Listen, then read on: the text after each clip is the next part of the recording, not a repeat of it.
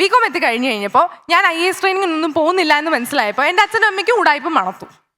അന്ന് ആദ്യത്തെ അവധിക്ക് ഞാൻ വരികയാണ് വീട്ടിലേക്ക്. അപ്പോൾ കയറുന്നതിന് മുന്നേ ഒരവശബ്ദം, റോസമ്മേൻ്റെ. പുള്ളിക്കാരുടെ തല 90 ഡിഗ്രി എന്നിലേക്ക് നോക്കി നിൽക്കുന്നു. അതായത് അവർക്ക് എന്തോ എന്നോട് പറയാനുണ്ട്. കയറി വന്നില്ല അതിനു മുന്നേ, മോളെ IAS കോച്ചിങ്ങിൻ്റെ ഇടയ്ക്ക് ചാടി പോകുന്നതായിരിക്കും അല്ലയോ.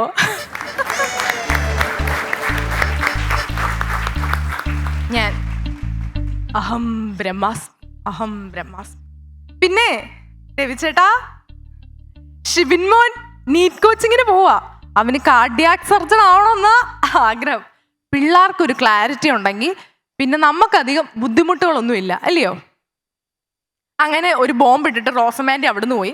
ഞാൻ എന്തായാലും വിട്ടുകൊടുത്തില്ല. ബികോം നല്ല ഒന്നാന്തരമായിട്ട് ഞാൻ കംപ്ലീറ്റ് ചെയ്തു. അത് കഴിഞ്ഞ് സാമാന്യം ഇവിടുത്തെ യുവജനങ്ങളെ പോലെ തന്നെ എനിക്കും ഒരു നല്ല ജോലി കിട്ടിയില്ല.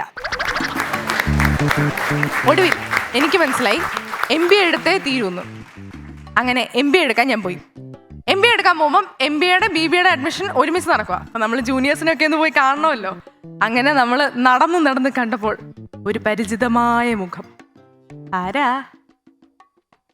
ഷിബിൻ മോൻ. എന്റെ മനസ്സിൽ പ്രഭു ക്യാ ഹുവാ.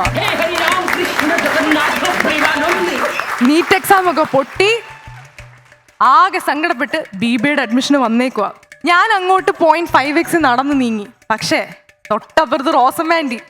അവരുടെ മുഖം 90 ഡിഗ്രി എന്നിൽ നിന്ന് മാറി. അതായത് അവർക്ക് എന്നോട് മിണ്ടുവേ വേണ്ട. അപ്പം ഞാൻ ചെന്ന് പറഞ്ഞു, ആൻറ്റി ഹാർട്ട് ഓപ്പറേഷൻ്റെ ഇടയ്ക്ക് ഇടവേള കിട്ടിയപ്പോൾ ചാടി പോകുന്നതായിരിക്കും അല്ലയോ. ഞാൻ പറയുകയാണ് സുഹൃത്തുക്കളെ, ഇത്തരം മൊമെന്റ്സ് ഇതിനു വേണ്ടിയാണ് നാം ജീവിക്കുന്നത്. ഈ മൊമെന്റ്സിലാണ് നമുക്ക് ശരിക്കും തോന്നുന്നത് അഹം ബ്രഹ്മാസ്മി, ഞാൻ ദൈവമാകുന്നു.